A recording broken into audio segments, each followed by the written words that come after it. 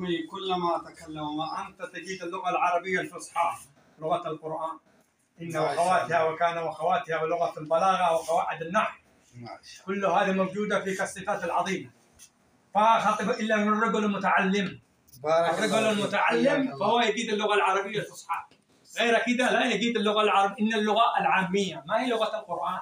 لغة القرآن الحروف العربية ذهب جميع أهل اللغة، جميع القواعد البلاغة في النحو في القواعد في البلاغة كل موجودة في اللغة العربية. فهذا أنت تنطق اللغة العربية كان وخواتها وإن وخواتها حياك الله جزاك الله لا غيرك ما يجيد اللغة إن شاء الله اللهجات الفصحى. أنت في اللغة العربية الفصحى. جزاكم الله. قال بسم الله أو بسم الله.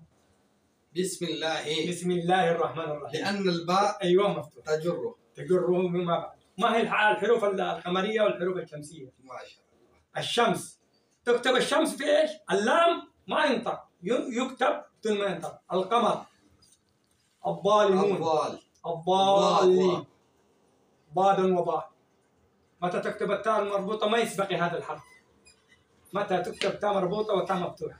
أكثر العرب يتكلمون بلغة العامية. اللغة العامية هذه لغة العامية وليس لغة العرب. لغة عامية. حياك الله. جزاك الله. الله يرحم والديك.